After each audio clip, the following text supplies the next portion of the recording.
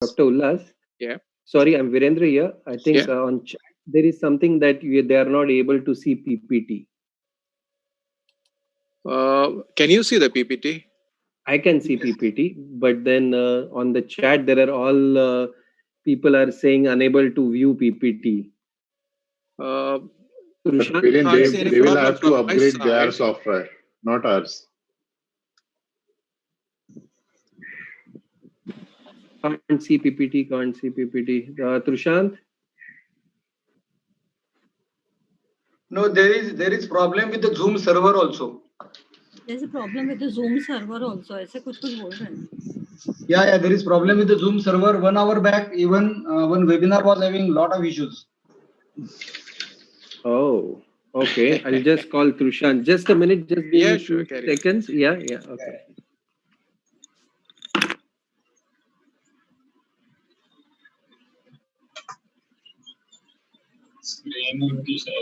चल हाँ कोई बात नहीं सुनती हूँ ये ना ये तो सीधा सीधा नहीं है जितना फोन में सीधा है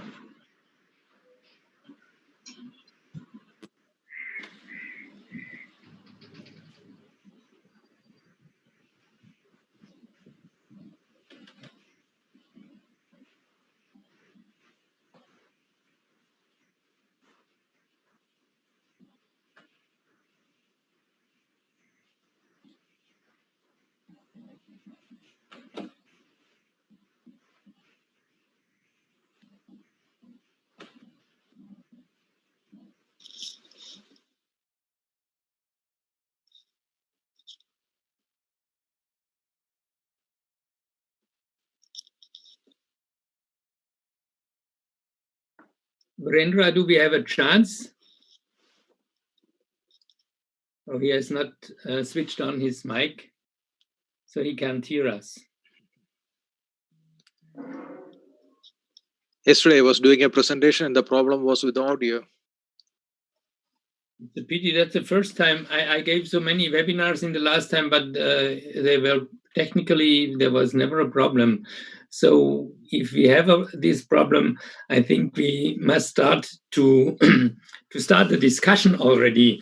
Do you think very often, specifically in ENT, septal surgery is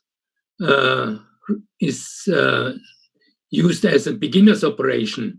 And I think this is the first mistake, because the septum is so delicate and it is so important for the final result for both breathing as well as the shape, that it should not be a beginner's operation. What do you think?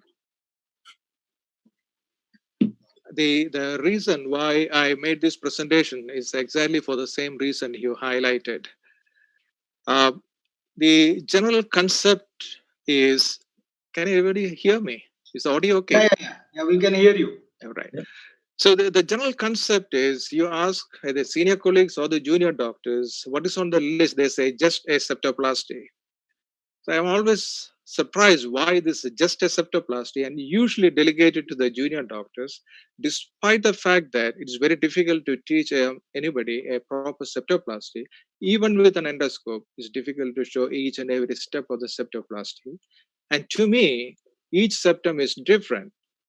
Okay, maybe there's a C-shaped SH deviation or a fracture, that's fine, but each one looks different. And the techniques, as I just hinted, one technique is not going to address all the problems. So it should be adjusted to what the deformity is like. So to me, it's not a simple operation.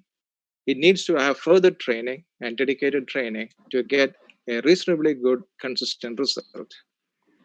I observe even today that people are talking about, excuse me, about septoplasty, but they mean only an SMR. Even today, an SMR is done quite often, which is really does not solve the problem. And the next thing is, there was a study from the insurance companies in Germany, and they found out that septoplasty, of course, is the most common procedure in ENT people, but that 50% of these patients had no success. That means they had the same problems or even worsen problems. And I think this is not only because the surgery was not performed well, it is also because the diagnosis was wrong. Not each deviated septum creates problems. So if somebody comes and says, I have breathing problems, and they see a small spur, they say, okay, we will remove the spur. But this is not the problem. The studies and the tests was enough.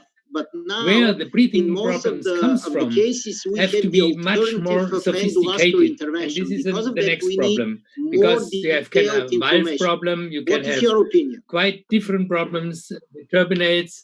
All this has to be kept in mind if you are talking about that, and if you indicate Dr. Khanna, any comments from your side?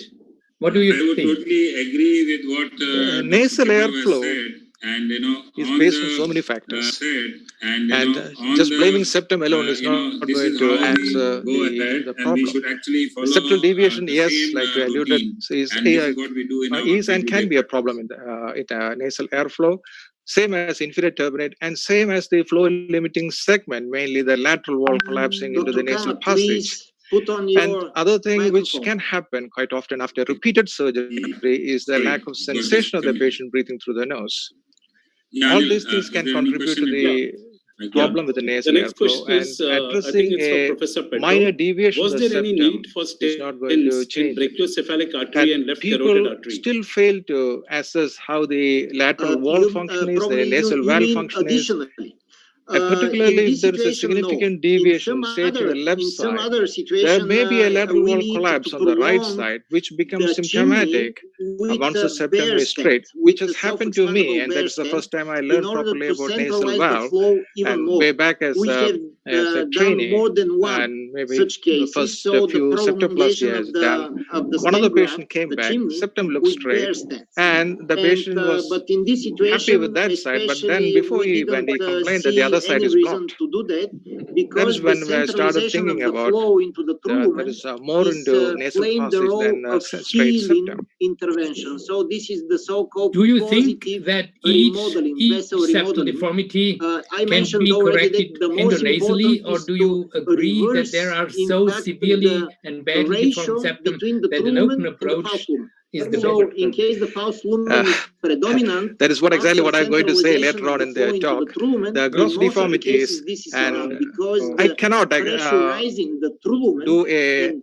reasonably good job depressurizing on the the false septum lumen, it's endoscopically in enough every to have case. In good complex healing of the vessel deformities, itself. fractures, Of course, deviation, it particularly always in the K possible area, to do a secondary procedure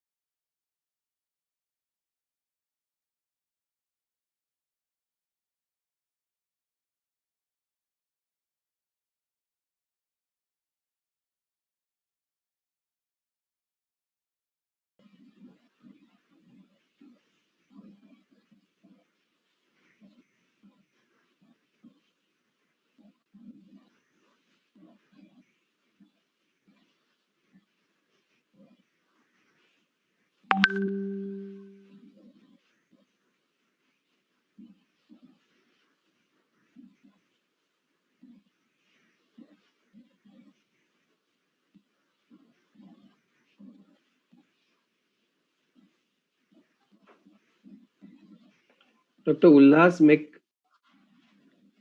I think his audio is off. We lost him in the space. Yeah.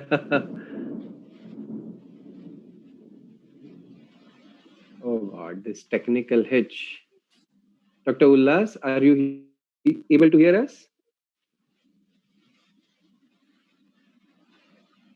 Yeah, okay, you're chatting. Yeah, okay.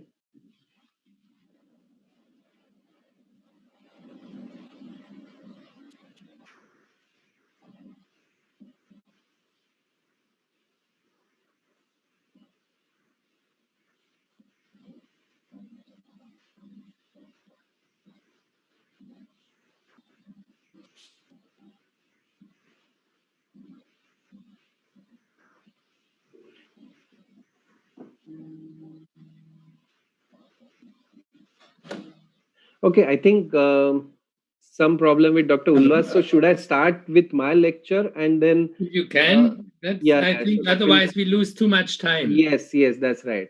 So I'll just share my screen.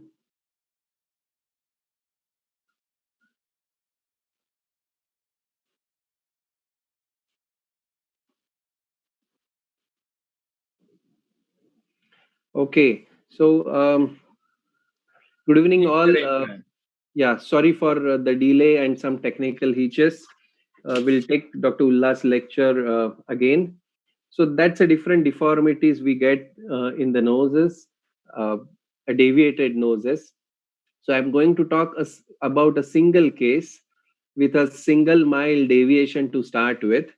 You can see a patient of 27-year-old female came with a deviation of the bony septum, bony nose and the cartilaginous part on the right. She also came with the right side nasal obstruction, and she wanted to take care of her hump as well.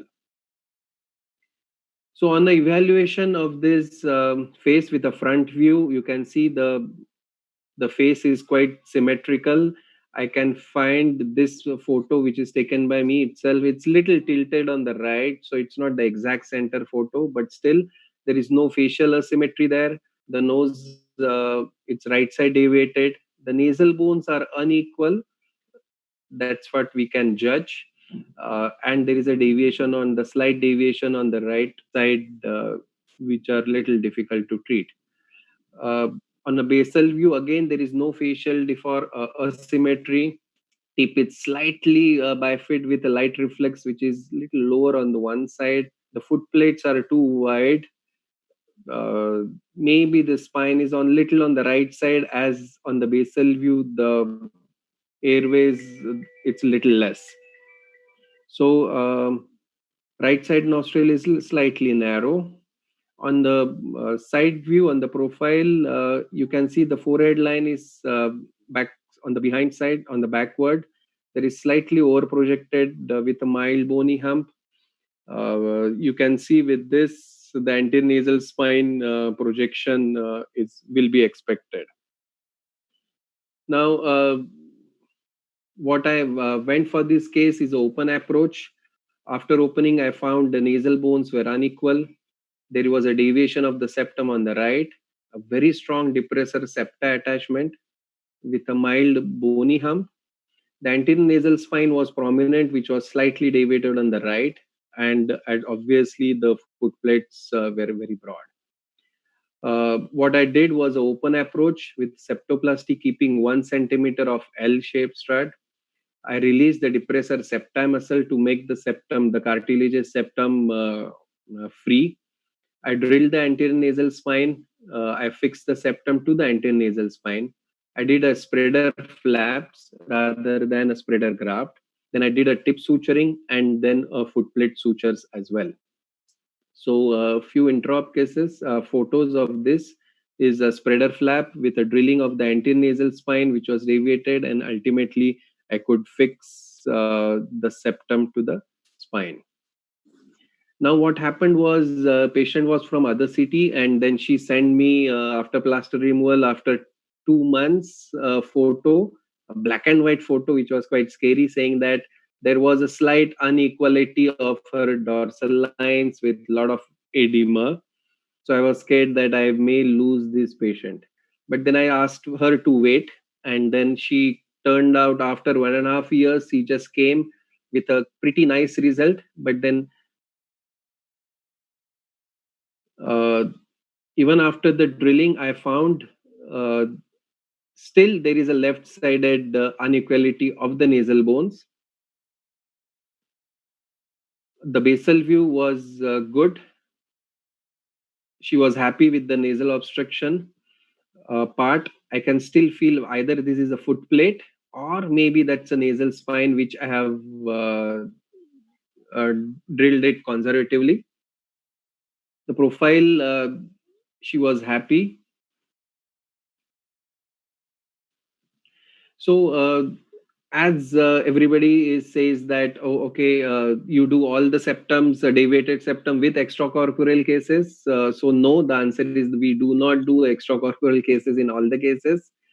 Septoplasty keeping 1 centimeter L-shaped strut, gouging out the maxillary crest or a drilling of the maxillary crest, preservation of the anterior nasal spine, but then you have to drill, and if it is too elongated, you have to cut it down. The broad foot plate can cause a mild obstruction with the air current, so you have to take care of that. Anterior nasal spine and a depressor septa plays important role in the anterior deviations. Now with this case, few points is maybe after like 3 years down the line, now I find maybe I would have gone for a unilateral spreader graft on the left side rather than spreader flaps. And maybe question to the panelists and to the moderator is maybe drilling of the nasal bones or choice of intermediate osteotomy with such kind of unequal nasal bones can be my points to discuss with this case. And I have to always, even if it is a small or large talk, I have to thank all the teachers. And that's our association. Thank you, think, Professor. Virendra, we should start the discussion now, because otherwise maybe we may mix up the problem. Yes. I think it is the most challenging question for me you asked in the end was doing an intermediate osteotomy. Yeah. In doing more than 10,000 noses, I not a single intermediate osteotomy did, because this creates instability. And I think either you camouflage minor things or you do ostectomies. But from my point of view, the intermediate osteotomy creates only a lot of instability, and then the final result, it's not sure that you get it what you want, from my point of view. But we have to ask the other ones. Yeah. Dr. Ullas? Still we are able to hear you or no? Oh my God. Okay. Kshitij? England is also far from India. Yeah. Yes. Kshitij, Vikas, I think you can unmute and answer about intermediate osteotomy. I do intermediate osteotomies in severe cases, but these days, because I do not have powered instruments like the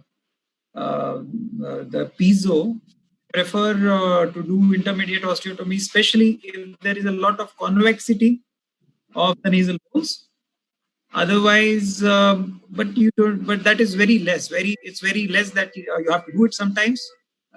Maybe 5% cases.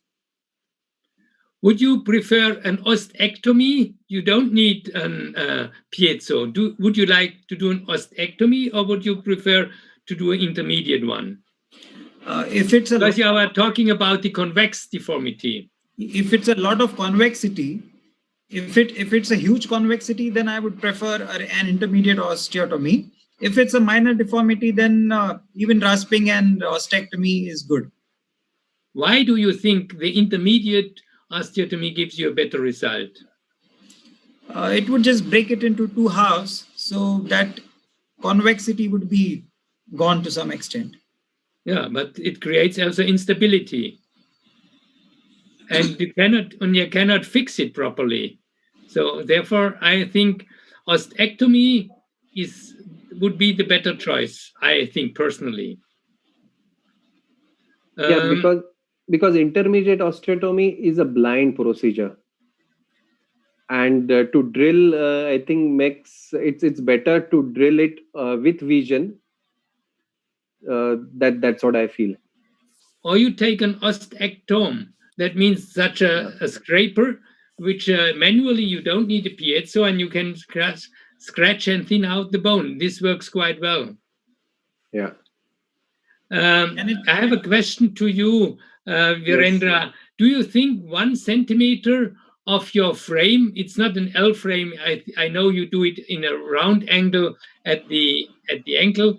This is important, but do you think 1 centimeter is enough, or would you try, if possible, to have 50 millimeters? Professor, in Indian noses, we find if we are operating in north side, the nose is more of a Caucasian nose. And then we get a lot of septum there, a cartilaginous septum. But if you are operating at the mid part or the lower part of India, then the cartilage itself is so small. And so then practically, maybe theoretically, yes, you have to keep more L-shaped strut. But then practically speaking, we are tempted to keep only 1 centimeter so that we get more septum. But this is the big question. In India, in the south, also the cartilage are more flimsy. And yes, therefore, if you want to keep it straight forever, then you need a rib graft. That's even right. in a primary septoplasty. I will show you a case later on. I think because if there are not any important questions, we should answer them in the end. We should go on, otherwise we will not be in time, and I do not know if Ulas is now ready or not.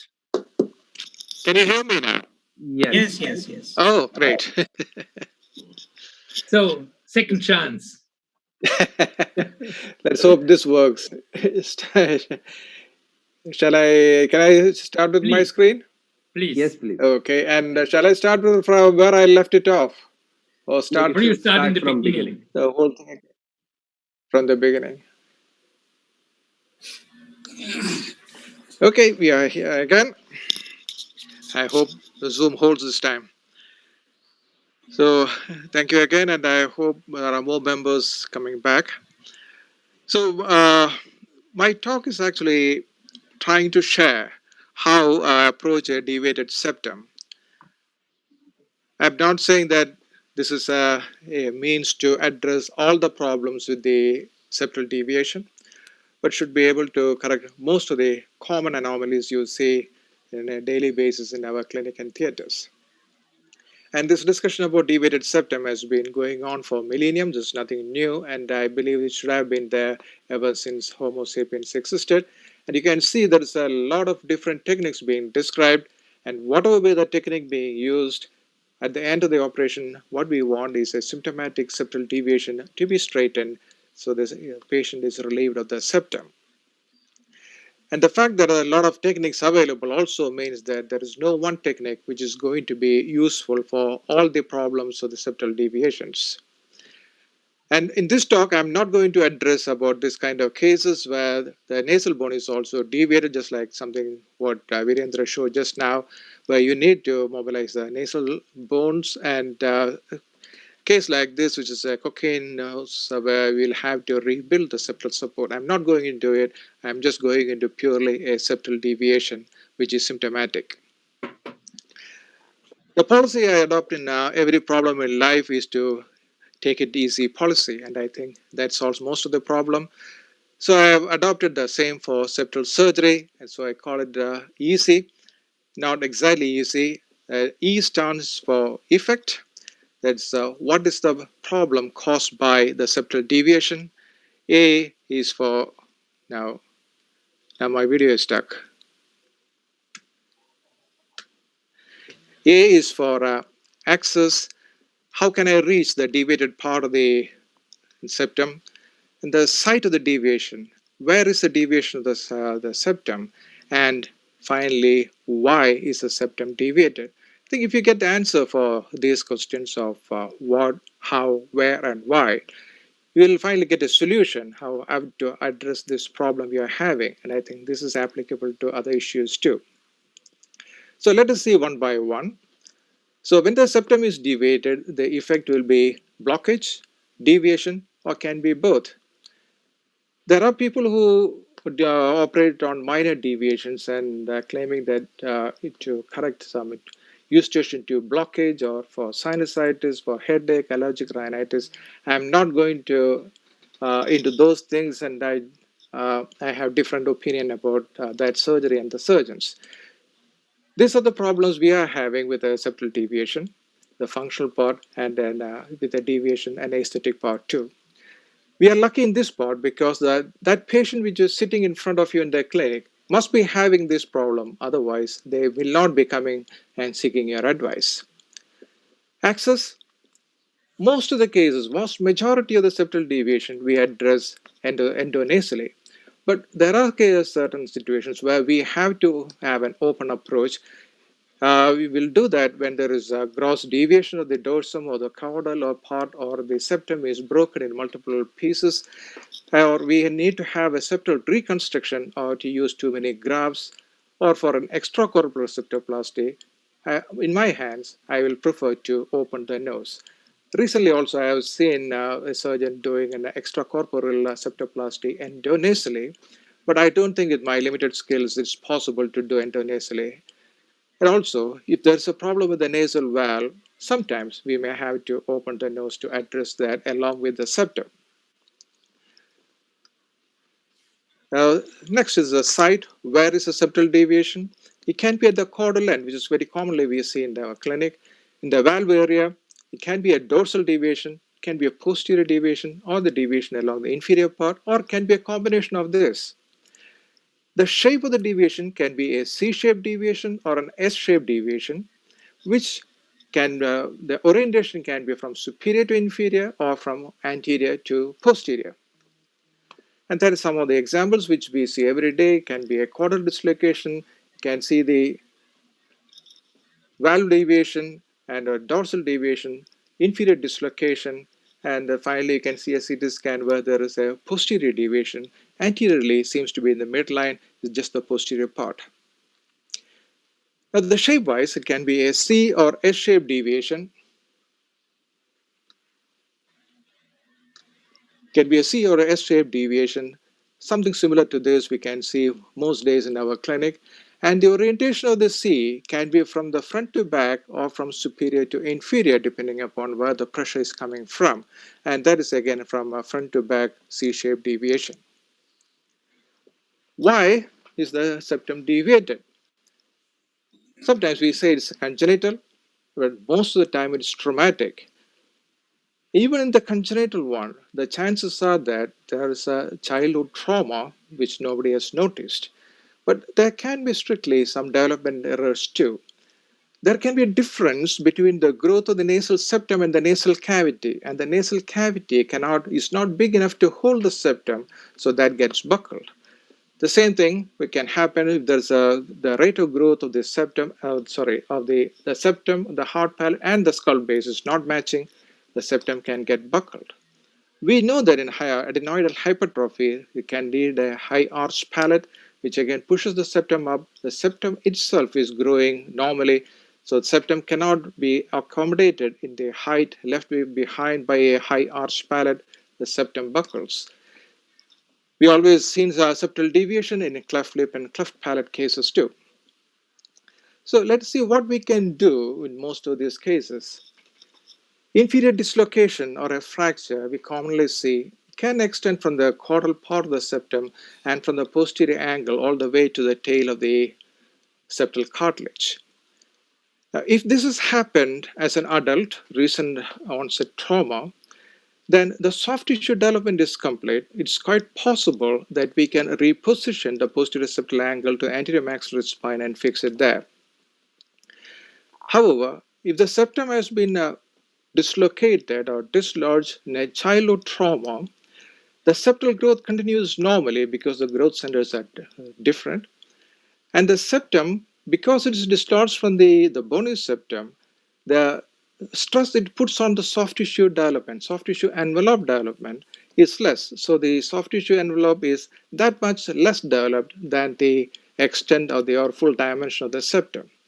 In that case, if you try to put the septum, the posterior angle back to the anterior maxillary spine, the soft tissue, which is little less developed than expected, may not be able to accommodate the full dimension of the septum, and that can buckle the septum. So in that case, probably we may have to remove a tiny strip of the septal cartilage along the inferior border to get it fixed and keep the septal cartilage straight.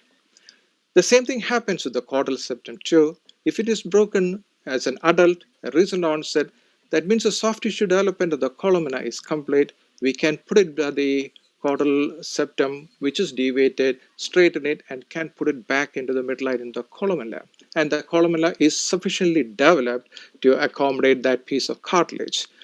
Whereas, going back to the same situation where it was a childhood trauma, the caudal septum has been dislocated. As the nose develops, you may struggle to put the whole septum back into the columella, or the columellar show becomes so high, or which may need to be corrected at that stage. So I think that we need to keep in mind when we need to remove a strip of cartilage.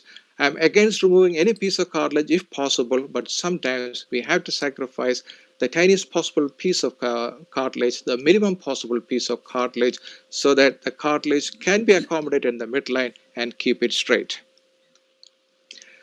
Sometimes the septal cartilage itself is straight, but it is kept deviated because of the position of the bony septum posteriorly or inferiorly. In such a case, once we release the bony attachment inferiorly and posteriorly, except for the 1 centimeter or more at the K area to retain the K area, and nibble away a little bit of the bony septum, you can see that the septum can be swinged back to the normal position, and sometimes the septum just springs back to the midline and you can fix it into the anterior nasal spine and the K area. The K area is always maintained as much as possible unless it needs to be sacrificed. So we always need to have this 2-point fixation as to stabilize the septal cartilage. Sometimes the cartilage is fractured, or there is an inherent deviation of the septum, C or S-shaped deviation because of a developmental defect. If there is a fracture, the septum will be deviated and the two fractured pieces are held together by scar tissue in that deviated format. To release it, we may have to release that scar tissue, in some extent remove a strip of cartilage associated with the cartilage with the scar tissue to get the two pieces to move freely and keep them in midline. The cartilage is now weakened because we have removed a strip of it, and we need to hold it in position and regain the strength by using a batten graft to maintain the strength as well as to keep it straight. You can use it on one side or both sides according to the demand. If there is an inherent deviation or development deviation of the septum, whether it's C or S-shaped, then if the cartilage is soft, pliable, thin, then it's quite possible to straighten it with a batten graft alone, or the batten graft being kept to correct the deviation, one or both sides. But in certain men, particularly, if the cartilage is strong and thick, batten graft alone may not be able to get the stress out of the cartilage and straighten it. In those cases, we may have to score on the concave side to release the concavity, to release the bend and straighten it. But if you leave it like that, thinking that it's straight, like many people do, then scar tissue in the scored area will develop, contract, and pull the cartilage back into where it was before. So once it is scored, we have to support that with the batten graft, and I prefer the batten graft at 90 degrees to the line of the scoring so that it takes the pressure when the scar tissue develops and maintain the cartilage in the midline. Dorsal deviation is something which many people who does only septoplasties tend to ignore, and that is the problem with the SMRs and the classical septoplasties. These are the cases which I generally prefer to do an open approach because I prefer to separate the upper laterals and use cartilage's Barron graft to straighten the dorsal septum. It also changes the aesthetic part. The brow tip line can may be changing with the adding the Barron graft to the dorsal septum. So it may be preferable to add it on both sides so the brow tip line, the light reflex remains symmetrical. I'm not a big believer of spreader graft. I do not think that a spreader graft spreads anything. But here it is written as spreader graft, but it actually acting as a batten graft to straighten the dorsal septal deviation. Coming to anterior maxillary spine, the caudal septal deviation or the inferior septal deviation may or may not be associated with an anterior maxillary deviation too. Only last week, I think it was Faisal Apadin was talking and saying that he doesn't strip the periosteum of the anterior maxillary spine anymore, and he takes away the half of nasal, the anterior maxillary spine, keep the other half, and if necessary, fix the septum to one side of the anterior maxillary spine. The general concept is that anterior maxillary spine does support the tip support mechanism. I'm not sure of that. I know that Eugene Tardy's classification of the tip support mechanism, anterior maxillary spine is mentioned under the minor one, but does it really contribute to the tip support mechanism? To me, it does make a difference depending upon the size of the anterior maxillary spine, to the length of the upper lip, and this relation between the columella and the upper lip. But whether it contributes much to the tip mechanism is I'm not very sure of it. And this is a picture from a paper by Roland Daniel, which was published, I believe, in 2018. And you can see that the anterior maxillary spine is here. That's a posterior septal angle, is the septum, caudal septum. The middle crura and the foot process is that the foot process is the one which is actually having any attachment to the septum, septal cartilage. But again, remember, it's not a cartilage to cartilage attachment. It is the perichondrium of the foot process attaching to the perichondrium of the septum, because they are two different cartilages. There is no direct connection between the anterior maxillary spine with the middle crura or the foot process, and there is no ligament there. So I'm not sure how anterior maxillary spine can directly influence the tip support mechanism. The point I'm saying is, if there's a grossly deviated septum, why not preserve the periosteum and you can nibble it down to the midline, or you can lift the periosteum on one side, maintain the other side, fracture it, and then relay the periosteum to the back. If necessary, we can also plate it back to the center. So sacrificing some amount of anterior maxillary spine to get a straight columella, I don't think matters much. That is my personal view. It can be challenged on that. If there is complex deformities, multiple fractures, gross dorsal deformities, then you may need an extracorporeal septoplasty. And in my hands, particularly if the K area, the junction between the bone and cartilage is deviated, I generally tend to struggle. And in that cases, I go for an extracorporeal septoplasty. Of course, it is popularized by Professor Kubich. Again, significant dorsal deformities and the keystone area, which all I've mentioned so far. These are the time when I tend to open the nose and do a septal reconstruction, the same of replacing with an L stud or a separate dorsal and caudal stud, and recreating the anterior septal angle by joining these two. If at all possible, if there is a piece of cartilage near the K area, I preserve that because I find it much more easier to suture the dorsal part of the L stud or the dorsal stud to this piece of cartilage. So it saves time in drilling the bone through the nasal bones.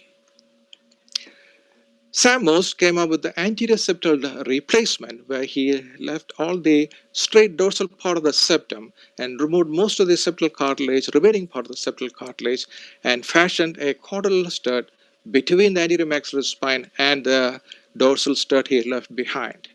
That's a bit more easier to do, but again, it needs a straight dorsal part of the septum.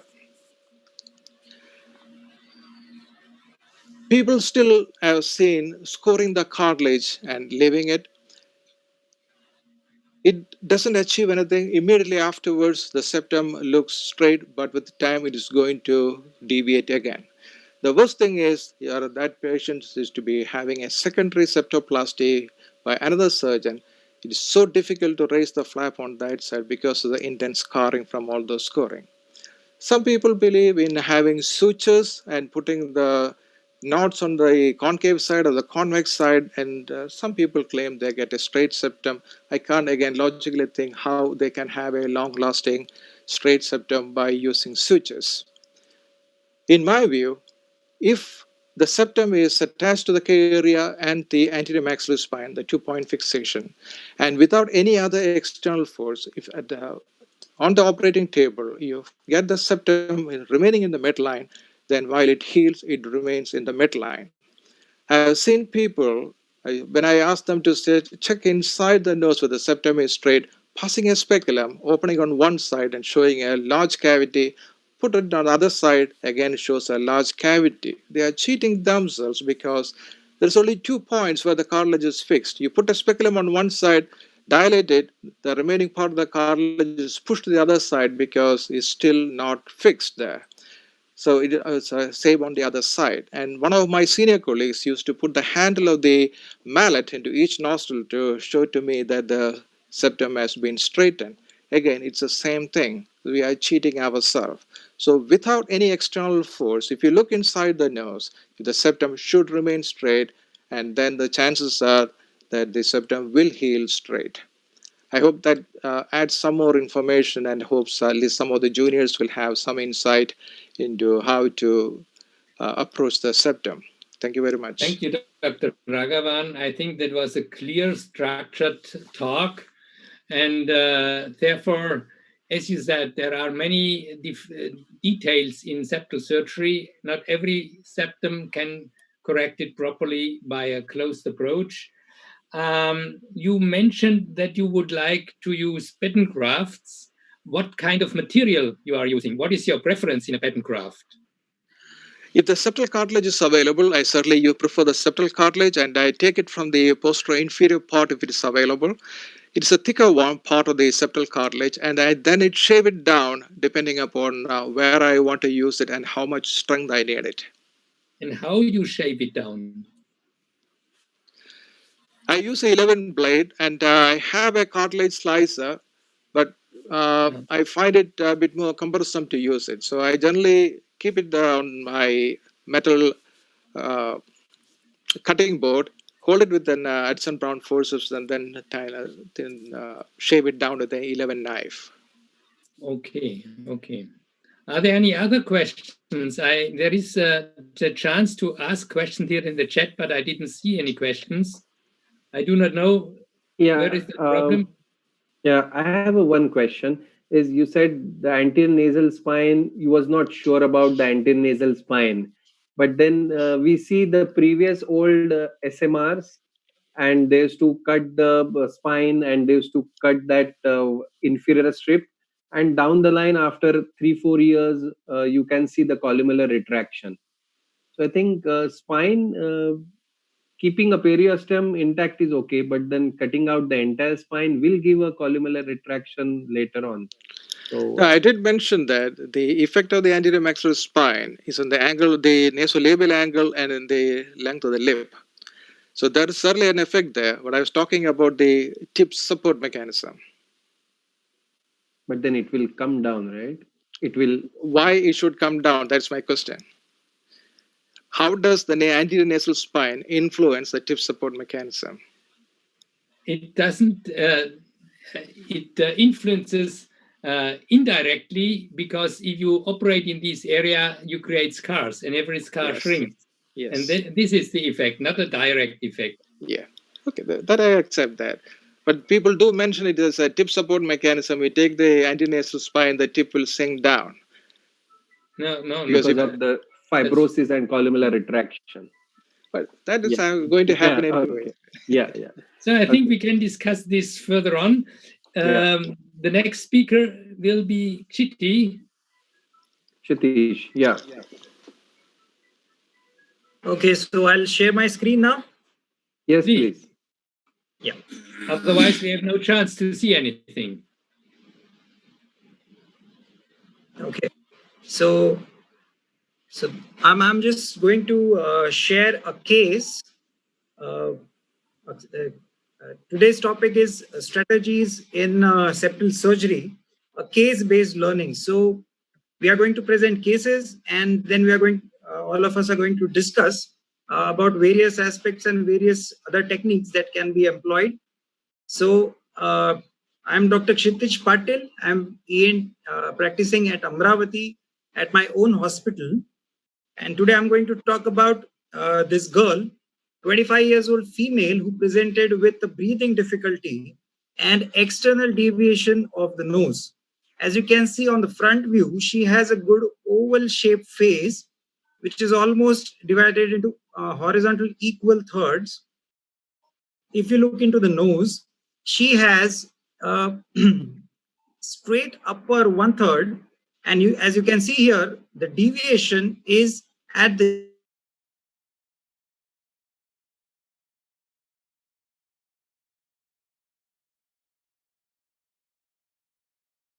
deviation is there. Nose deformity with a breathing difficulty, and if you see on the lateral view, she has a very slight hump, and the tip projection looks all right. The nasolabial angle is up to 85 to 90 degrees. So what we did for her case, so I chose an open approach.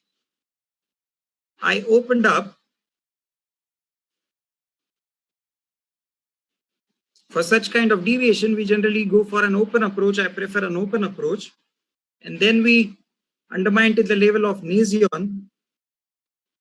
Then I remove the cartilaginous, the bony cap by rasping.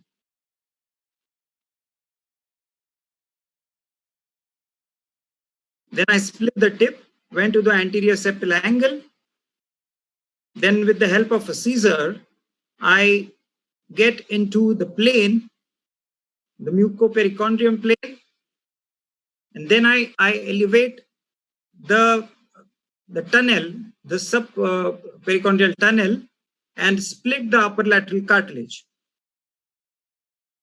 As you can see here, there is a very gross deviation and a septal angulation in a vertical axis.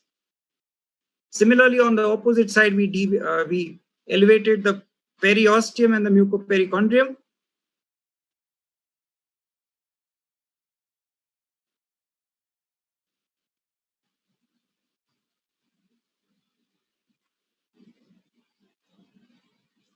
Then I reduce the cartilaginous hump about 1 to 1.5 millimeters with the help of a straight scissor by component technique. Then I also reduced a little bit of the upper lateral cartilages, less than a millimeter on both the sides. Then I prefer to do a paramedian osteotomy with the help of a Lindemann burr. So I prefer to do paramedian osteotomy on the sides, leaving behind a piece of a bone at the keystone area. So this would preserve the integrity of the keystone area. And because I'm using a Lindemann burr for this thing, it preserves the integrity of the keystone area. Then I also make drill holes, at least 2 drill holes in the nasal spine for transosseous fixation of the caudal septum to the nasal spine. So here, as you can see here, I make 2 drill holes in the nasal spine.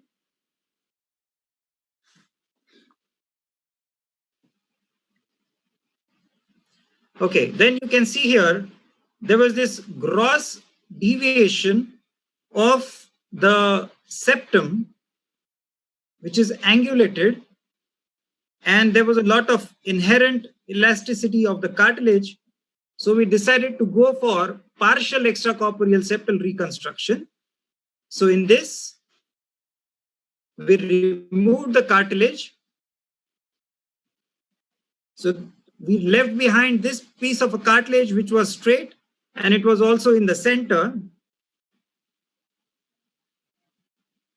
Then we took spreader grafts and an L-shaped framework which would fit into this assembly. But before that, partial extracorporeal septal reconstruction is a tailor-made reconstruction in which you preserve this piece of cartilage. So I place spreader graft first in this case, fix the spreader grafts to this central piece of the cartilage which is retained as a septum. Then this is sutured with 5 OPDS.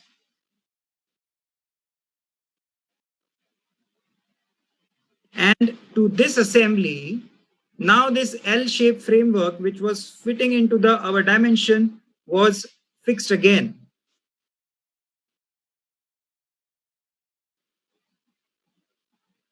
So by doing this,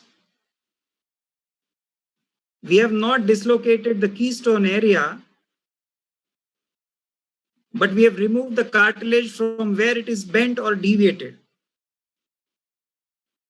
And this kind of septal reconstruction is a little bit easier as compared to extracorporeal reconstruction because it's easier to suture cartilage to cartilage than to cartilage to the bone. The osteotomy was a low-to-low osteotomy.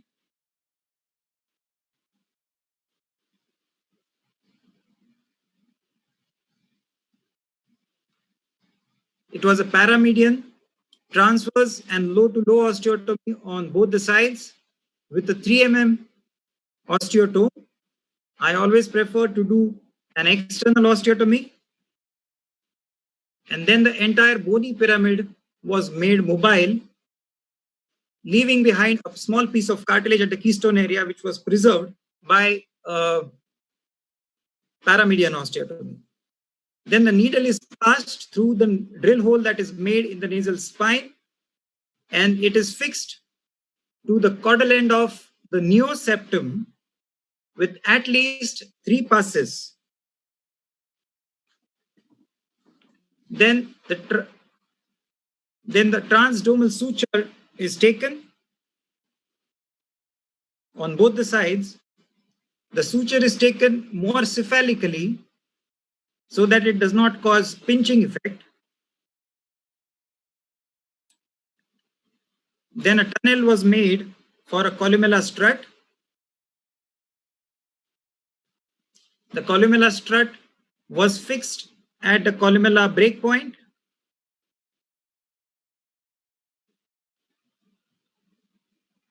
It was secured with the 4 OPDS.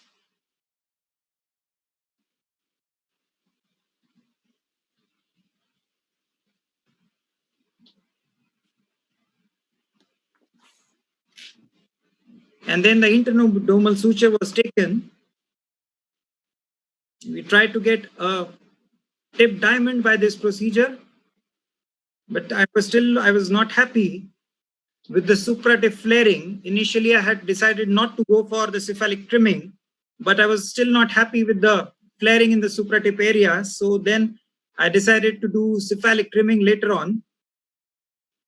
So leaving behind about 7 millimeters of the lateral crus at the widest point and about 5 to 6 millimeters at the domal area, I did cephalic trimming. After that, still there was some flaring, so I decided to do a lateral crural spanning suture. And then this was snugly tied. It was not tied too much.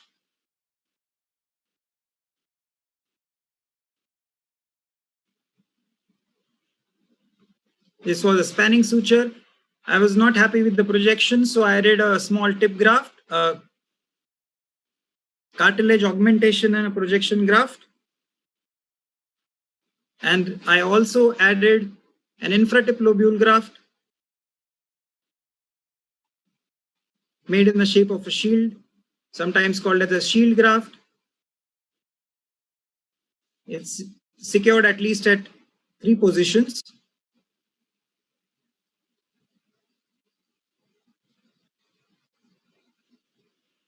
So this was the infratip lobule graft. Then I decided to put a ala rim graft. So I made a pocket in the ala rim, and a graft measuring about 2 centimeters by 1 millimeter was placed, and the edges of the graft was crushed so that it does not rock with the tip.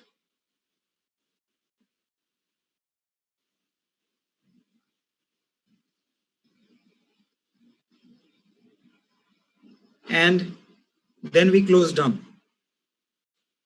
So this is a summary of the septal surgery. As we can see here, there was a very sharp bend which was there. Then I decided to resect, leaving behind about 1 centimeter of the septum, and then this entire cartilage was removed. This was the piece of cartilage which was retained at the keystone area. Then the spreader grafts were added first, and then the L-shaped framework was added. As you can see here, I also made a notch that fits on the nasal spine, and this much area goes in front of the nasal spine. So this was sutured, and this was the result 1 year post-op, and this is 4 years post-op. She has a good improvement in the breathing, and also as you can see here, the deviation is gone. This keystone, the deviation of the keystone area has become absolutely straight. A little bit of a hanging columella was also treated. On the lateral view, a little bit of hump which was there was treated. The nasolabial angle is also improved, and the columella show is also improved. The patient is very happy aesthetically, and this is a 4 years follow-up of the patient. Although this is not perfectly symmetrical nostrils, but I think this is still an acceptable result. So to conclude, I would say that the septal deviations at the level of keystone area requires a more aggressive approach. Osteotomy spreader grafts are often insufficient in these kind of situations. So with this, I would say thank you to Professor Gubish for his support, to all our Indian colleagues, and especially to me also. Thank you very much. So with this, I end my my case. And if there are Thank you. That was a great presentation, perfectly demonstrated with the videos. Congratulations. Thank you very much, Professor. First, I come with the critics. Wait. First critic is, if you, in contrast to Ulla's demonstration, he went clearly and said there was a symmetry of the face, and there was a symmetry in his case. But in your case, there was no symmetry. And I think this is very important to realize that during the pre-op analysis, because otherwise the patient, she got a beautiful result, but then they may blame you for asymmetries which have been there before. For example, the insertion of the ala have been on different levels and so on. So this is for the juniors, the importance of the pre-op analysis, so that the patient cannot come later on to blame you. But otherwise, it was perfectly. There was a question, do you think that such a deformity of the anterior septum could be operated also endoscopically? It can be operated endoscopically, but it's extremely difficult. As far as I am concerned, I find it extremely difficult, and I'm much more comfortable when I operate by an open approach. So if it's me, that I would definitely go for an open approach for most of the deformities of the septum, external deformities of the septum and the external deformities of the nose. There are very limited indications in which I may go for a closed approach, and those are small humps that are less than 2 millimeters, or maybe with already a good tip, or some isolated augmentations in which the tip is already very good. So these are the only indications in my hand that I would go for by a closed approach. Otherwise, 95% of my surgeries are open approach. Then I have a question. Why did you use columella strut and not just put these replant of the anterior septum in a position so that you don't need an additional graft? You mean a septal extension graft and then a modified tongue? To use the replant as a septal extension graft, then you don't need an additional columella strut. What were your considerations about that? Yes, as of today, I would have definitely done in a similar way. I would, if I had to operate today, then I would definitely not put a columella strut, and I would definitely use a septal extension graft. But this was a 4 years old case. I had it 4 years was back. Perfect that you have shown also a long-term result. That was great. So I think one question, Professor by time. So I asked Vikas to show his case.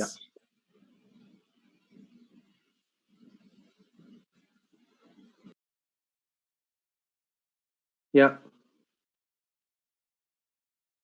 Yes, Vikas. Yeah. So good evening, everybody. Really nice presentations. Virendra, Kshitij, and Dr. Ullas. And thank you, Professor Gubish, for being with us always and whenever needed. So I begin, I'm going to share my today's presentation on strategies in management of difficult septum, and hope it is clearly visible. Yeah, it's visible. Make it, yeah. So good evening, everybody. And today with the ARSI case-based webinar, we are beginning with today's strategies in the management of difficult septum. And the case which I have chosen is the classical case of extracorporeal. And these are the exemplary pictures which are shown for example. So it is showing antedeviation and it is a totally taken out septum.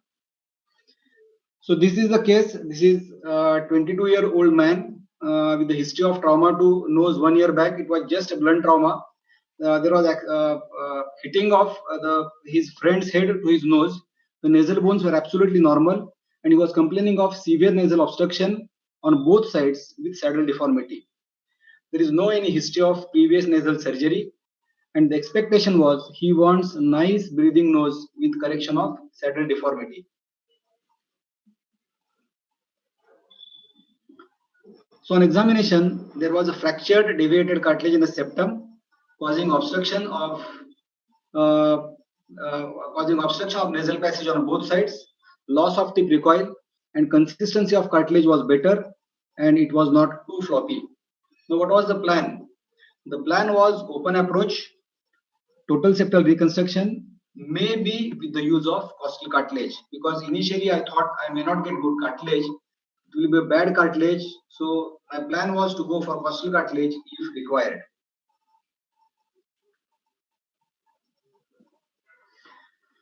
So on careful exposure, I found the septal cartilage was vertically fractured and duplicated, and at two places it was causing thickening and shortening. If you could see this, the fracture was, the septum was vertically fractured and it was duplicated on the self. It was giving a very short septum. So this vertical fracture of the deviation of the septum with or without acute deflections and the fracture deviation of nasal septum parallel to dorsal border are best handled with the extracorporeal. So I straight away proceeded to extracorporeal septal reconstruction, and I totally unfolded it, and I could get the nice septum. This is just a video.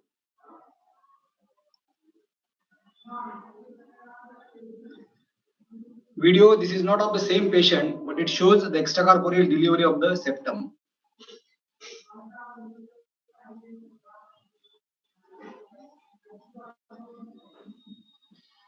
So I have taken out the septum.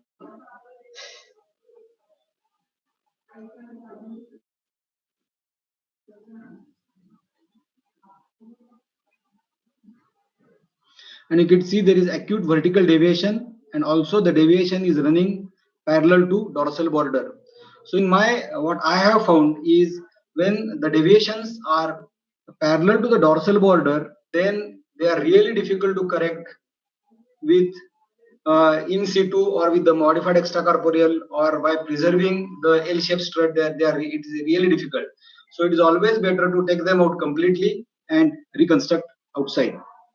So in this case, as the septum, folded septum was totally unfolded, getting a septal cartilage of normal length at dorsal and caudal border with good strength. I could get good dorsal as well as caudal septum. I could harvest very good ethmoid plate. The ethmoid split is prepared, and I could nicely suture the ethmoid plate on the concave side, getting really strong, straight, stable septal assembly. So the neoseptal assembly is sutured at spreader grafts were not applied. Neoseptal assembly is sutured at keystone area and intranasal spine with the 4-0 ethylon. Columella strut, tip shield graft, and free dice cartilage over dorsum to get smooth contour.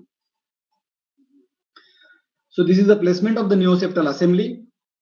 I am suturing the neoseptal assembly at the keystone area nicely with the ethylon, and this shows clearly the suturing of neoseptal assembly at the intranasal spine, giving good stable septum. As there was no good projection, I placed a strong shield graft. Then I prepared the free dice cartilage and I placed the free dice cartilage at the end. If you see, the plan was to harvest the costal cartilage. So this photo, though this photo is taken at the end of the surgery. The surgery is complete, and still I took the photo because I marked for 9th costal cartilage for harvesting the costal cartilage for septum. But after septal exposure and examination, I found that the septum is really good, and the photo is taken at the end because there was no need of harvesting the costal cartilage. So this enhances or stresses on the necessity of complete good exposure and getting the good septum, careful dissection, taking out the septum completely and see the status of the septum and then decide about the graft material. So I could harvest really good graft material. A folded septum was unfolded. It was strengthened with the ethmoid split, and I kept it back. So this is on table. I did this case in the workshop. So this is on table. You could see a nice dorsum. You could see the antenaris is also fine. And you could get the straight dorsum with good projection. These photos are sent to me by patient on phone. So this is after 6 months follow-up. And he's having nice breathing and nose which is having good appearance. So thank you all for allowing me to present this case. So this stresses, this explains the necessity of extracorporeal septal reconstruction in a difficult scenario. Thank you very much. Well, Vikash, that was a great case and excellently demonstrated. And it showed also that you not need always a rib graft, and that it is sometimes advisable first to dissect everything and then to take the rib, if necessary, in that for saving time, start parallel with the rib and the septum. So yes. I think this was a great case. Are there any questions? Let's see. Vikas, Virendra here. Yeah. Why not spreader graft? The spreader grafts are always not all the time are not necessary. Number two, I was getting really nice. I placed ethmoid plate on one side. If you see the hole on one side, or the whole side was covered with the ethmoid plate. So that was working as a spreader graft. Then I would have felt short of the columella strut and the shield graft. That's why I just judged what material I have. And although the plan was there to go, otherwise I would have felt short of material, and that gave me the nice stable septum assembly and everything was fine. So I didn't went for spreader graft. Okay. Yes, Kshitish. Vikas sir, shared the on-table picture, and the tip was nicely projected, and tip was having a very good tip definition. Yes. Did you use a columella strut or was it a septal extension graft? And second question is, in the post-op result, as you can see, the tip projection is not as much as it was seen on the table. So can you explain why this must have happened? Yes, some resorption must have occurred, number one. And number two, it was columella strut, not the septal extension graft, because I could get good material for the columella strut, and also the septum was not also that much projecting ahead, so that to give the tongue-in groove. So the septal extension graft tongue-in groove was not done. What I did is the routine extracorporeal along with the columella strut.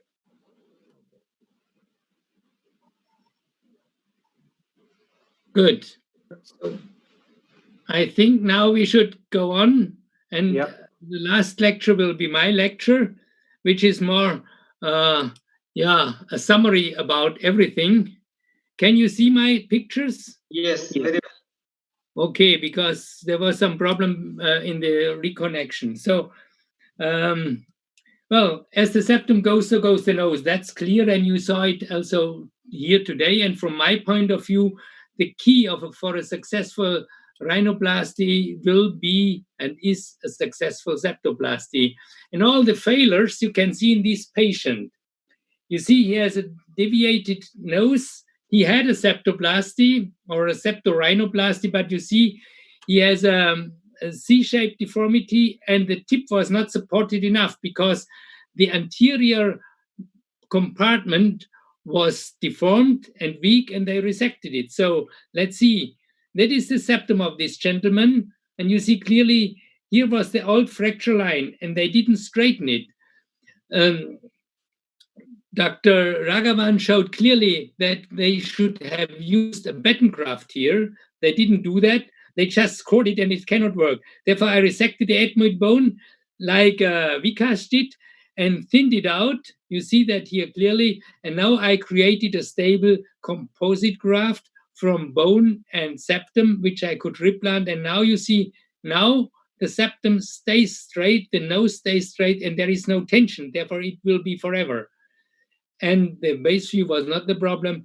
And in the profile, you see now there is a good support to the tip, and the anterior septum is the most effective tip supporting element. Therefore, we have to take care a lot for that. How important the septum is, there is no question about. And this is the most common technique is the swing door technique. And in the swing door technique, there is a resection made here around. And you see, there a problem? I can hear some other voice.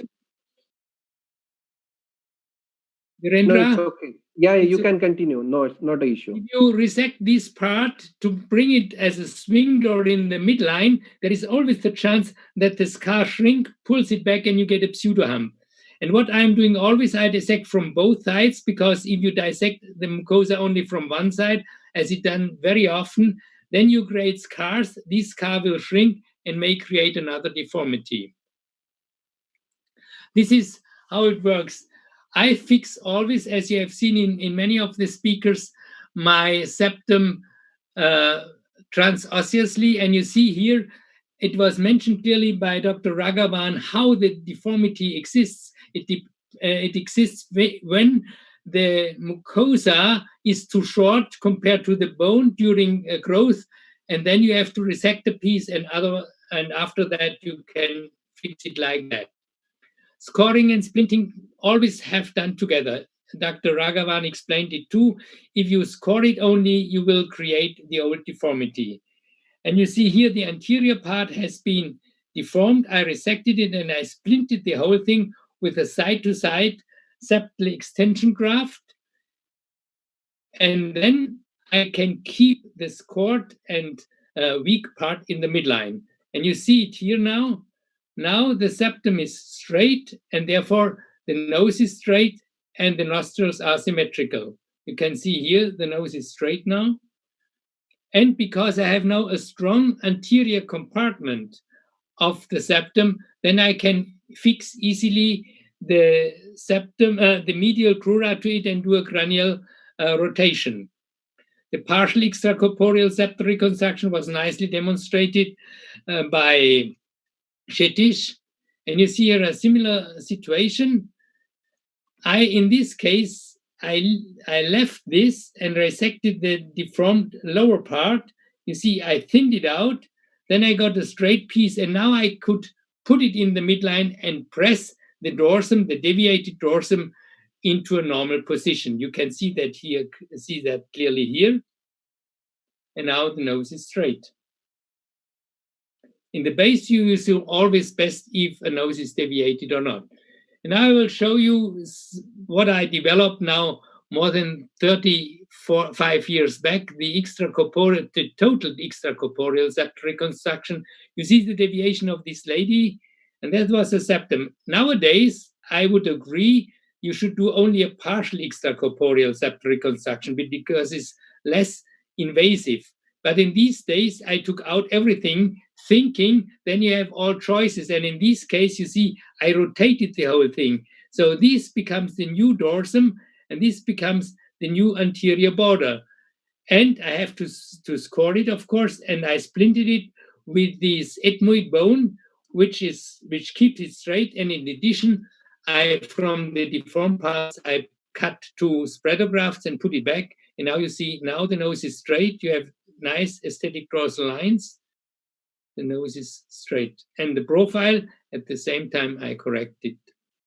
Now, this is a gentleman with a really severe trauma. And I will show you what I didn't explain you during. But for the analysis, you see he has a hourglass-shaped deformity, wide, small, wide, then the severe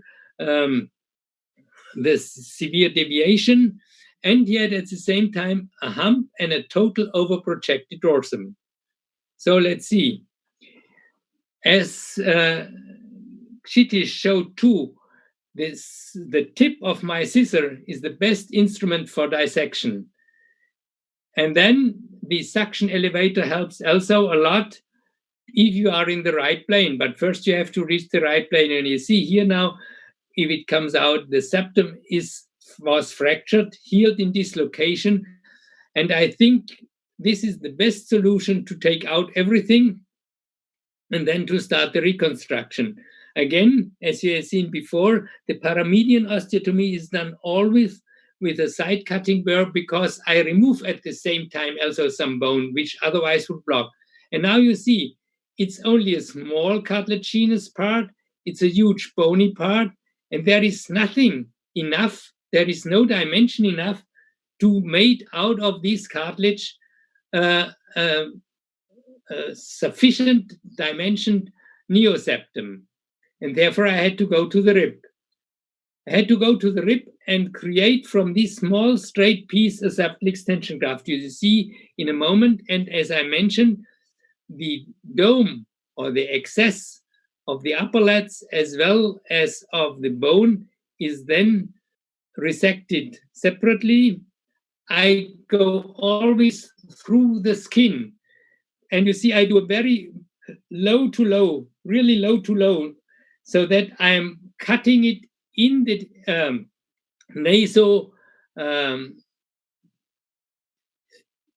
in the junction between this part, and then I perforate my nasal bone. And now you see, I prepared small strips of rib cartilage. I will show you later how I prepare that. And I use always 2 strips so that it works like a beam graft. I pull the strip, the upper lats down so that there is a little tension. And then I make my mattress sutures. So then I have fixed it now, this frame, to the upper lats. And then I fix it to the bone.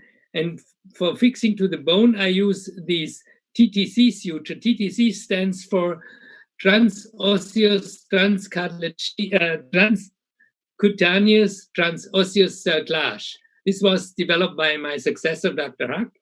And you see now, after blowing out the bone dust, I insert a 40Y PDS, 40Y PDS, and now I pull with a single hook the end of the thread down, pull back the caudal needle, the caudal cannula, and insert it here. So then I can bring the ends of the thread on one side. No, both are on one side. And now I can bring them down and make the knot on that side. So this is a safe fixation. There is no chance of any movement if you have fixed it to the nasal bones, to the upper lats. And of course, now we need another anterior border, a new caudal compartment, and this is made from 2 layers of the septum. 2 layers also to balance the tension in it. And you see, I put a guiding suture and bring it in position, and then I fix it to the anterior nasal spine. And you see, I used also horizontal mattress sutures to keep it straight.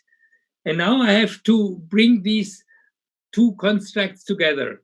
And I prefer always an end-to-end fixation. That means I don't like to use these like extended spreader grafts and to overlap it, because this gives a bulging. You see now I cut it exactly so that I can do an end-to-end fixation of this caudal compartment to this dorsal compartment. You see, this is another 4O PDS, and I make 3-4 passages to fix it. And then I have a clear end-to-end reconstruction. So, and this is now the patient after. You see now he has a straight nose. He has nice aesthetic dorsal lines. The width of the dorsum is harmonious. You see it also here in the base view. And this is now the profile. And in the end of each total extracorporeal septal reconstruction, but of each rhinoplasty, I put some free-diced cartilage. And how I do that, I will show you. I first close the open access, the transection of the columella, and then I put in my free-diced cartilage. And it's important that you press on the dorsum, not just inject it. You have to press, because otherwise these diced cartilage is not compressed, and then by time it sinks a little bit, and then you think there is a resorption. There is never a resorption. It is only because you have not enough compression on that. And then immediately after that, before closing all my other incisions, I put my dressing, and then after that I put these very ugly but very effective Stuttgart type of dressing, this plaster with forehead, a part of the forehead as well as the nose, so that even if the mimic muscles is activated, there is no chance of any dislocation. Well, you see, these are the numbers of the figures of last year. We did 703 rhinoplasties, and half of them have been secondary. And you see, in almost 50%, there was a residual septal deformity which has to be corrected. The fixation of the septum to the anterior nasal spine is effective. I'm sure the patient did not leave the table with that subluxation, but if it is not fixed to the bone, there is always a chance. In my own cases, in my own study, I saw a slippage in 10% before I did it always through the anterior nasal spine. You see, then it stays forever. Splinting, I prefer, as Vika showed, thin ethmoid bone splint. And you see here, she had a previous operation, and she had also this asymmetry. And the asymmetry results from the deformity of the septum. You see, that was the septum. After previous operation, it looked like that. This is, of course, not quite good. And then I straightened it with this ethmoid bone graft. And then by straightening, you see now also there is a symmetry of the nostrils. And at the same time, in the end, with free diced cartilage, I augmented the root of the nose. The partial extracorporeal septal reconstruction, you see retraction here, deviation, and you see the severe septum deformity. This first I decapped it, and here you see the septum, and it's a similar procedure like Kshitish showed. I can keep the straight part of the dorsum, and I resect only the deformed part. Of course, before I replant anything, I do my my osteotomies in the nasofacial groove. This is important, do it very laterally. Then after this radical mobilization, I bring it back, fix it to the anterior nasal spine, and then I bring my spreadografts, my extended spreadografts from rib graft, and then I can fix everything together. And then I have the prerequisite for a permanent straight nose. Well, I think we can skip that. And you see here now, the nose is straight, because with this double-layered rib graft, there is also no chance of bending, because it balances the whole thing. And now you see, now it's really nice and straight. And by a spacer-graft here, I could bring down the retracted ala. And this is another total extracorporeal septal reconstruction. You see, if you are not able to correct the septum, you are never able to correct the nose, a deviated nose. Here I followed the same principle as you have seen, but I could use the septal extension graft because there was a larger part was straight. And you see now the nose is really straight. And also nice profile. Well, how I do that, I will explain you in this patient. First, I harvest the rib, and then with a dermatome blade, I make small strips of around 2.5 millimeter. The dermatome blade is perfect for that. If there are some calcification, I am not sorry about, because then they help that there is no bending. But of course, it's more difficult to cut. And you see here, the sculpture board I developed, so you can exactly create a well-dimensioned spreadograft. And in a female, I would use 1.5 millimeter. Then I suture them together with these specific clamp, which originally was developed by Gilbert Ayache. I changed it a bit so that it is more practical, so that the branches are parallel when the graft is in. And then we suture them together with such a cake needle. So we have now a double-layered beam graft, which we can replant. And then from the septum, we cut septal extension graft. So we have a straight piece which can put in between these, and this gives, of course, the ideal neoseptum. Now let's see. You see now from this patient, now the aesthetic dorsal lines are really straight. Therefore, also the nostrils are better.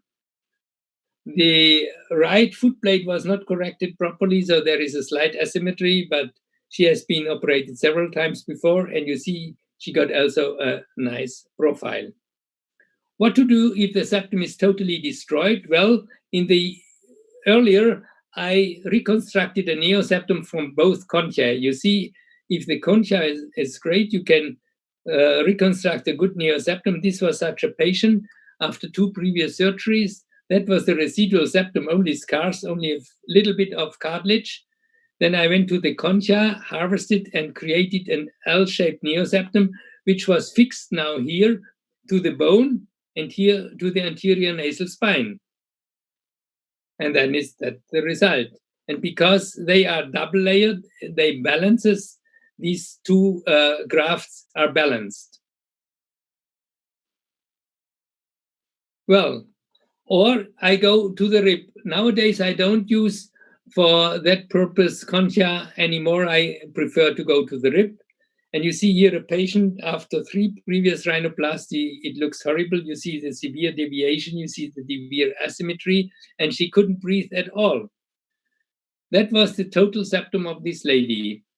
How I got it, you see everything, a lot of scars need a sharp dissection. There is no chance to just to scratch under the perichondrium. You have to do a sharp dissection and to resect the residual part of the septum, which you can not use for anything, maybe for some free diced cartilage, but a lot of scars are there. So again, in the osteotomies, before I go for the reconstruction, low to low lateral, as well as transverse osteotomy in the intercanthal line. It needs a good mobility of all the grafts. Then I perforate the anterior nasal spine. And you see now here, you see already the double-layered beam graft as the dorsal component for the reconstruction. And in this case, you see here how I fix it to the nasal bone. And I did it in a crisscross way. That means if you have long nasal bones, I perforate the bone only on one side, and then I go 45 degrees backwards so that I can pass on the opposite side the upper lat. So it doesn't matter where I hit the upper lat, because this cartilage can be penetrated easily. That makes the things easier. If you have a short nasal bone, you have to do the TTC suture fixation. And here I used a double-layered ear graft, because the ear graft for the anterior border of the septum is better than a rib graft, because you can go with your horizontal mattress sutures through the graft, which is not possible in a rib graft. So this is the result. You see now nice aesthetic dorsal lines, a straight dorsum. You could get a better, not a total asymmetry, but a much better base view. And this is the profile with a nice female profile. So there you see all the things, and thanks for following me. So I think we have now a lot of things to discuss. Virendra, how much time we have? We still have 5 minutes. Okay. So let's see what in the chat, if there are in the chat any questions. Cartilage from the concha is the first question. Yes. Well, you can do diced cartilage from the concha, but I think you have to remove all the perichondrium, because otherwise you have not the right volume. Therefore, you can use it, and it's easier to dice it, but you have to remove all the soft tissue. Right. But after dicing, after removing the perichondrium, the amount of cartilage that we get is very minimal. This is true. If you have a saddle nose, and I correct all the saddle noses also exclusively with free diced cartilage, then the amount of cartilage is not enough. This is right.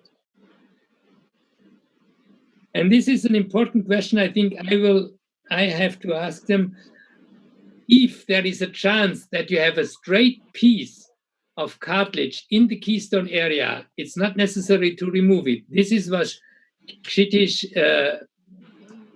was emphasizing. But if you have to do a total extracorporeal septal reconstruction, as you have seen in my case, then there is nothing left. You cannot fix it. You have to fix it separately to the bone, to the upper lats, and to the anterior nasal spine. You have to do a 3-point fixation, and then it works and cannot shift. Right. Are there any other questions? I think for you, nothing. I don't think so. They will, like, your lecture was so straightforward and clear cut with ideas. I don't think so there are any questions for you. It's a logical, this extracorporeal septal reconstruction is a logical procedure, but as Virendra said, it's not the procedure we are doing in most cases. In most cases, we correct the septum endonasally. If possible, we do a partial extracorporeal septal reconstruction only in these very bad cases. But then it doesn't matter if it's a primary or secondary. Right. I think There is one question. What about the stiffness of the nose after using ethmoid bones to splint the caudal part of the septum? Yeah, this doesn't affect the tip usually. It only gives stability to the septum, and this part, I think I had no patient, I did it hundreds of times, who was complaining about that. But you see, the ethmoid bone is thinned out extremely. You can read the newspaper through the bone, so thin it is. And therefore, I think this is not really a problem. And another basic question is, during a simple septoplasty, what are your really key points to avoid a supratip depression? What is the really simple septoplasty? This is the question.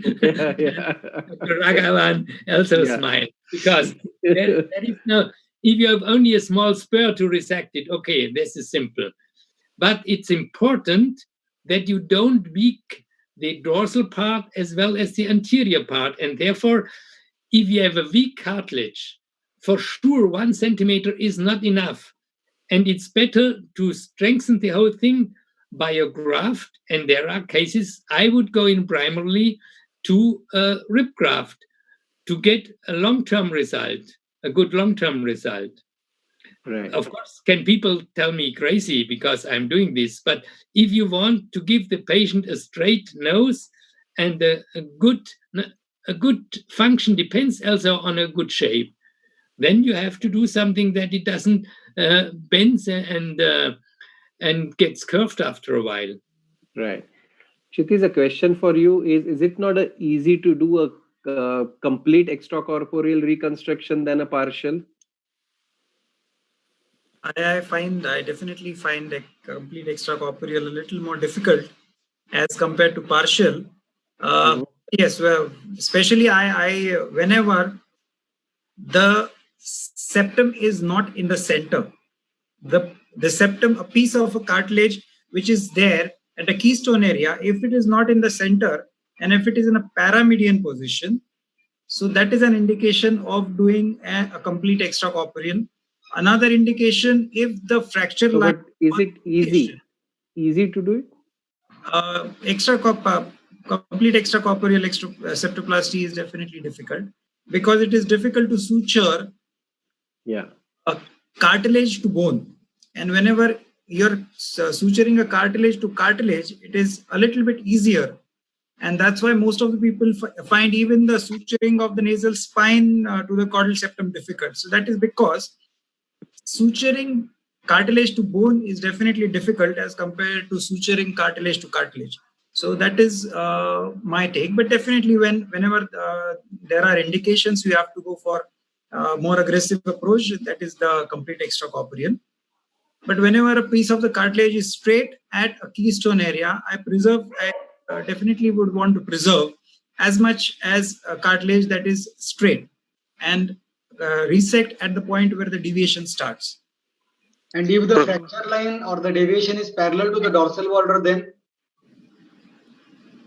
Yes, means if the fracture line is in a horizontal axis, yes, in post-traumatic saddle noses, that is a complete indication of complete extracorporeal septal reconstruction. Professor Gubic is in a horizontal axis. Yeah, Dr. Ullas.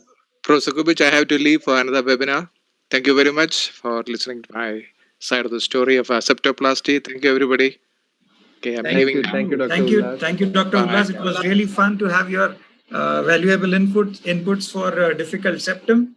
It was very. Thank you very much. I enjoyed it as well. All your cases, fantastic. Yeah. Thank you. Thank you. Bye. Healthy and take care. Yeah. Take care. Bye-bye. Bye. Professor Gubic, we'll take only our last question is about the septal reconstruction. Where do you fix it posteriorly, or where are these points to fix it? Well, I have, as Kshitij mentioned, I have to fix it to the bone. and there are two options depending on the size of the bone. Right. If you have a long nasal bone, then you can reach the bone easily by pulling back with the eyelid retractor the skin envelope. Okay. Then you can make your direct perforating, but I perforate only on one side. Of course, you can do both sides, but it's not so easy to hit on the hole on the opposite side. Therefore, I make on one side, and then they go 45 degrees backwards. Then I hit on the opposite side the upper lat, which can you penetrate easily, and you do the same vice versa. Then it is fixed to the nasal pyramid. Okay. Then I fix it to the upper lats. You saw I pull down the upper lat, so there is a little tension, and then I do horizontal mattress suture. And then in the end, you decide the length of the anterior border of the septum, because now it's a chance easily also to do minor refinements in the length. And then I make always a drill hole or two drill holes is better, as Kshitish mentioned, through the anterior nasal spine and fix it there with a non-resolvable suture. Right. But you have to mobilize your nasal bones perfectly, and therefore you have to do low to low lateral osteotomy. I don't respect Webster's triangle in the nasofacial groove, as well as a horizontal horizontal fracture and the paramedian fracture with this side cutting burr, as was shown also nicely by Kshitish from this Indonesian view. Right. Perfect, sir. So I think any other questions, or I think we will end this because we have already crossed our time limit. 15 patient. So, right. Well, it was a great pleasure to visit India virtually, but I prefer to do it really live. I'm sure maybe if everything goes well, maybe February 2021, we will be waiting for you in Pune. Let's see. Yeah, I hope all so. The best. Thank you. Take care and stay healthy. And last question before we leave. I think you are the only one who have started operating even aesthetic rhinoplasty. So I don't know, but we did. Yeah. So with all precautions, you do a COVID test. So just tell us about in a minute or so. Yeah, we do 24 hours before we do a COVID test. Mm-hmm. Then in the moment, even it's not proof that it helps, we have this FFP2 mask. Then we have the headlight with the headlight with the glasses. Right. And in front of that, a shield. Okay. So it is not so comfortable to operate with that. Okay. But I think there is, if you go to the literature, it is not proof that that you need a FFP2 mask. There are many studies that say just a normal mask is also sufficient. Of course, scrubbing is important. Scrubbing with betadine. Betadine is surely the best. And then what I'm doing is I inject tranexamsoire, tranexam acid, which allegedly the most antivirus stuff. Right. Okay. Great, sir. Okay, sir. I think I should end this meeting here. And then it was really nice. Yes. Yeah. Okay. Now I will see if my team has won or not. Yeah. Right, sir. This is one of the first ventures of Association of Rhinoplasty Surgeons India, and we really feel privileged that our India always had blessings from you, Professor Bhupesh, and we really feel privileged that you were there for our first meeting, and we hope that we will be able to continue with your blessings. Yeah, you see how I made my preferences. Yeah. I didn't look at the soccer game. I took part here. Right, so sir. Stay healthy and see you all. Thank you, sir. Bye. See you. Thank you very much. Okay. Thank you all. Yeah. Thank you. Hey, Hina, hi. Hi. Are we done? क्या Yeah. कुछ तो meeting भी थी ना आज नहीं ARSA ARSA नहीं. नहीं After this is the FRCSI. अच्छा हाँ okay. Starts at 7 o'clock. अभी हिम्मत So we kept the timing from 7 to 7. Okay, overall good, huh? It went off अच्छा well. था. Yeah, because actually because of this change in this thing, we had participants. But the content was good. Content was good. It shouldn't have happened with for the very first kind of. Can we find another platform like Zoom? Yeah, there are other platforms. I think those are better, Sitish, because even I want to point this out to you. During your presentation, you had gone mute for some time. You were not able to hear you. And this happened the second time I'm seeing your presentation. Second time I saw another webinar earlier on. Usme bhi aisa hi hua tha. So I don't know, maybe it's your internet or what. There's another platform called as Web Jam or something like that. Web Jam. Okay. We can that's another. We'll have to figure it out because I don't think Zoom itna. I mean, it's good, but Microsoft Teams. Microsoft Teams भी एक बार try कर सकते हैं. Onkar had presented. For our season 2, we can definitely try that.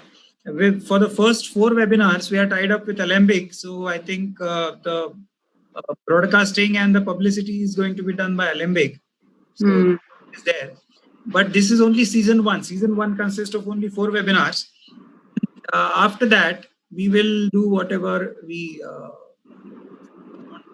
go absolutely topic to topic, but it would be restricted only to ARSI members. Okay. So we can definitely experiment upon that. Yeah. Yeah. And I really insist that all of you should record all your cases. And we definitely have at least once a month meeting even after season 2. So whoever is having a good case, whoever is willing to share their inputs, they are most welcome. Okay. So I think it's a good time. Yeah, good time. Chalo. Take care. Be safe. Started operating? Not yet. Okay. All right. Okay. See you guys. Yeah. Bye. Yeah. Okay. Bye everyone. Bye.